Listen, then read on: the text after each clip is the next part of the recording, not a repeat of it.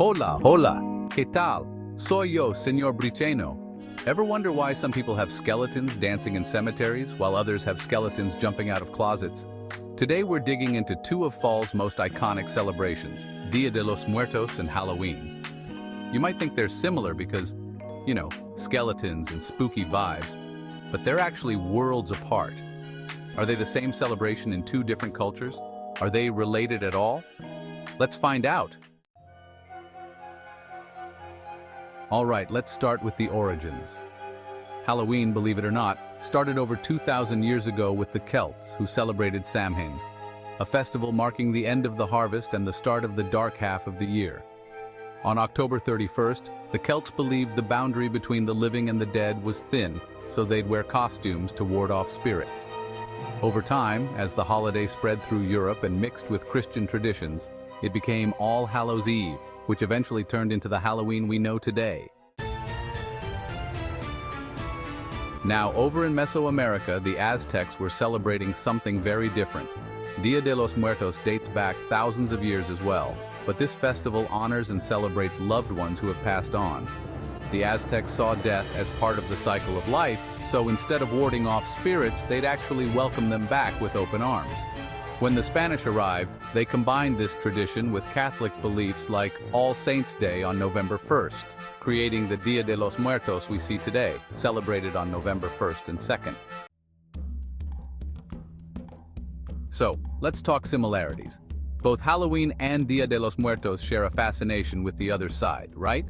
But there's a twist. Halloween is about spookiness, fear, and mystery. We carve scary faces into pumpkins, go trick-or-treating in costumes, and tell ghost stories. It's all about that creepy thrill and the adrenaline rush of a good scare. But Día de los Muertos? This celebration isn't about fear at all.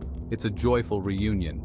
Families create beautiful ofrendas, altars covered in marigolds, candles, and photos of loved ones, filling them with the favorite foods and mementos of the departed. They believe these items help guide spirits back for a loving visit. So instead of warding off spirits like in Halloween, they're welcoming them back. It's more of a family reunion, just with family members who aren't physically here anymore. Now let's compare traditions side by side.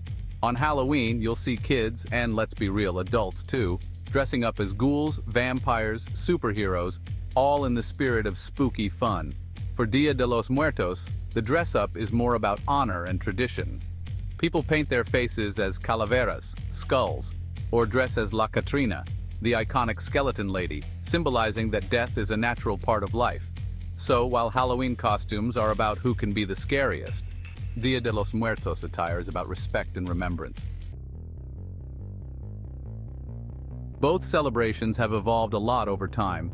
Halloween has become big business, with candy, costumes, and haunted houses on every corner in October.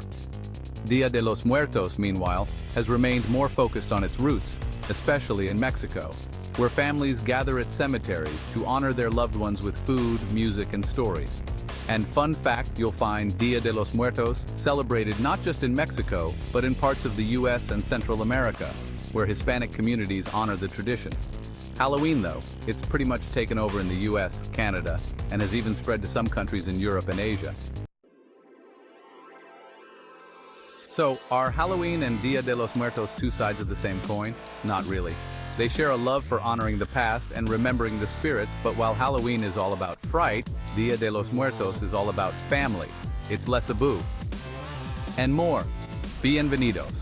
So whether you're trick-or-treating or setting up a beautiful altar, both celebrations remind us to think about what comes after life.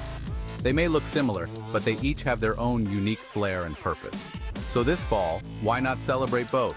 Carve a pumpkin, share some pan de muerto, and maybe even say hola to a few spirits. Thanks for watching.